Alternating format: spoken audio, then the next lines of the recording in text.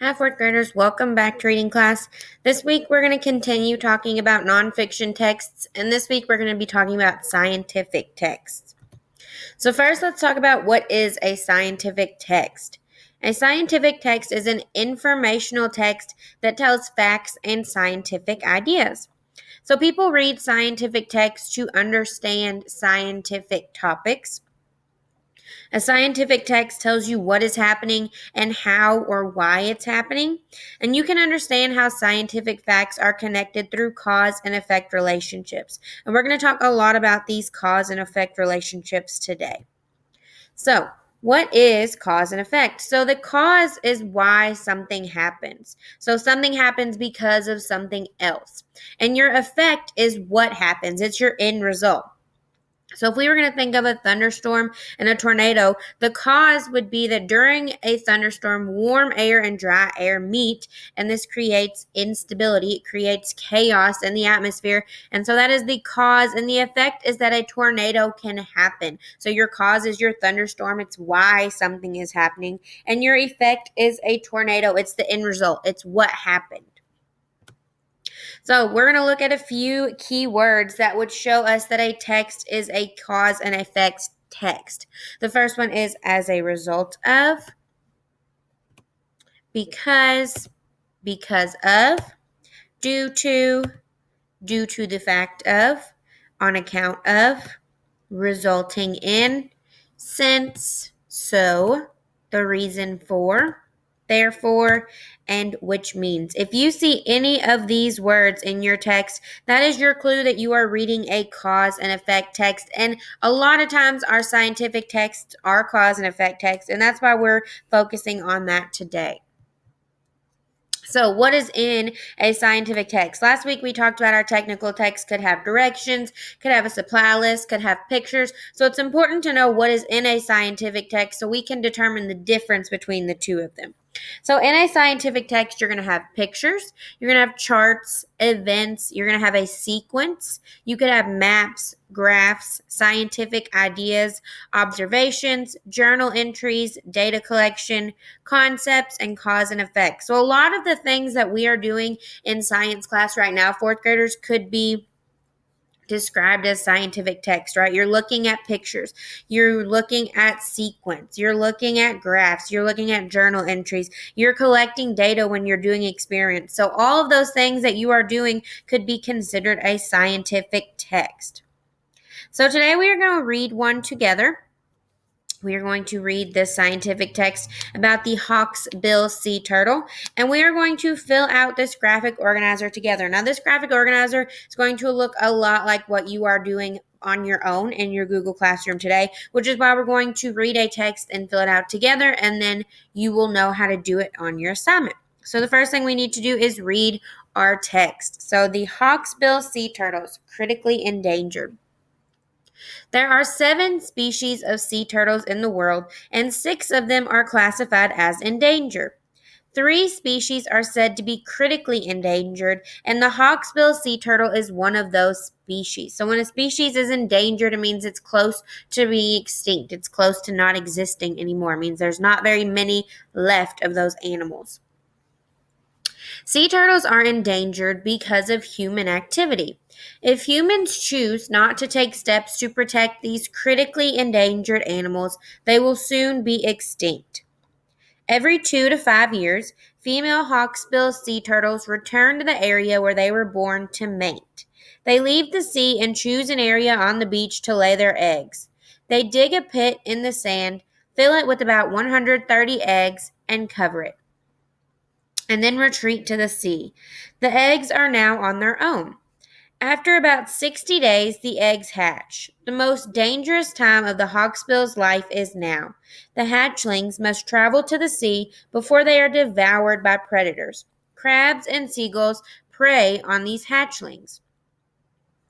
How do they know where to go? Sea turtles are attracted to light.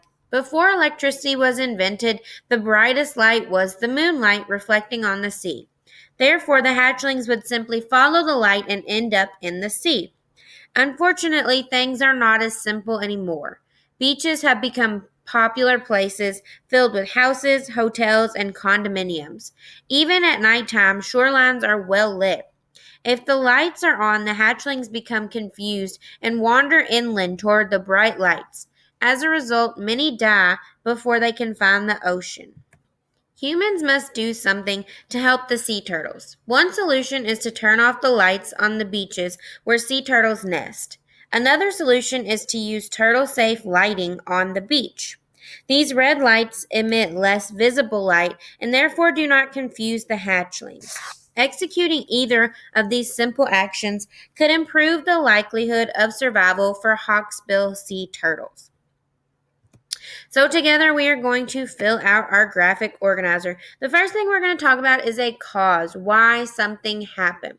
So the first thing I said is that human activity harms animals. Humans choose not to help these animals. So I chose that because that was a big part of the first paragraph. It says that sea turtles are endangered because of human activity.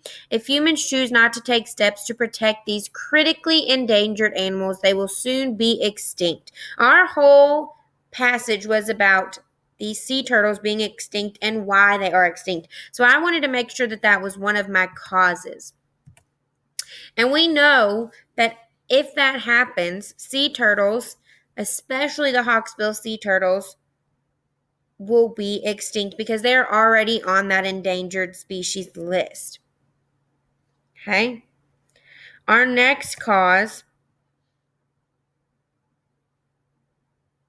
is that sea turtle hatchlings are attracted to bright lights. Okay, there are many bright lights on the beaches. It told us about the hotels, the condominiums, the houses, the restaurants, and that those hatchlings are attracted to that light.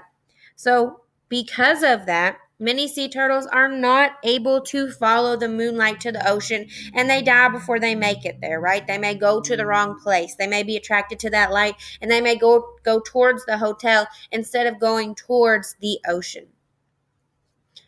Before I show you your assignment today, fourth graders, we're going to watch a quick video about cause and effect. This is on vocabulary, so it's just a quick song that I wanted to show you to help us remember what cause and effect is as you are doing your assignment today. You know, you can find causes and effects in all kinds of stories. And there are usually phrases that are clues to help you know what's a cause and what's an effect. Let me tell you a story, and I'll highlight some of those phrases along the way. But first, I need the hook. Okay? Cause is the reason that something happened, but what comes next? We got this, Captain. The thing that happened is the effect. Cause and effect, they connect events. Cause is the reason that something happened, but what comes next? We got this, Captain. The thing that happened is the effect. Cause and effect, they connect events. Last night, Ella's mom forgot to feed the dog. Not feeding her dog is the cause. That's why the dog was hungry when he went to bed. Being hungry was the effect, but an effect can become a cause too. And in the morning, that came true. Due to the dog being hungry all night, he ate Ella's homework in one bite. Hunger's the cause. Eating homework is the effect. What happens next? You'll never guess. Ella's dog ate her worksheet. For this reason, Ella went to school really early to talk to her teacher and explain. She got there at 6:02 in the rain. She got to school so early for sure. Therefore, she saw what she never seen before. A bunch of people were dressed up like pickles. They did a dance while one played the fiddle. Since she saw that scene, she started laughing. That's the effect. And then what happened? Because she started laughing, the pickles heard her and came out the door. Would they hurt her? Then Ella said, please don't hurt me, weird pickles. One said, why would we hurt you? It's simple. We're just your teachers, all dressed up. Wanna be in a surprise pickle play with us? Causes and effects like dominoes, one thing leading to the next, that's how it goes. That's how Ella went in one day, from her homework eating to the lead in a play. Yeah, causes are what cause effects, it's how things connect. Now bring the hook back. Cause is the reason that something happened, but what comes next? We got this, Captain. The thing that happened is the effect. Cause and effect, they connect events. Cause is the reason that something happened, but what comes next? We got this, Captain. The thing that happened is the effect. Cause and effect, they connect events. Yeah, So keep your eyes open for the causes and effects in stories and in life. Flowcast. We yeah. Okay, so in your reading classroom today, you are looking for something called Tuesday Scientific Text Hiding in Plain Sight, and you will see this Google slideshow. When you open it up, the first slide is this article that you are going to read about red-eye tree frogs. And the next slide should look very familiar to you. It is the same slide that we just filled out together. So you are filling out 2 causes, why it happened, and 2 effects, so what happened. You're going to find 2 examples from our article and write them in complete sentences on our graphic organizer. Now make sure when you are finished filling out your graphic organizer, you double check it, make sure you read to make sure your sentences make sense, make sure they are complete sentences. And when you have done that, you can go back to the assignment and click mark as done or submit whatever option it gives you. Now before I let you go, I want to remind you of 2 things. The first is that I have added a scientific text and cause and effect anchor chart to your Google Classroom under the Reading Resources tab. So if you open it up, this is our scientific text anchor chart. And this is our cause and effect anchor chart. So as you are working through your assignments today, if you get confused and you don't want to rewatch the video, these are a great resource for you to look at. And also I wanted to remind you that I will have study hall hours from 2:30 to 3. If you want to hop on, if you have any questions or you want to get some help on any of your assignments, I will be there to do that. Good job, 4th graders. I will see you on Thursday.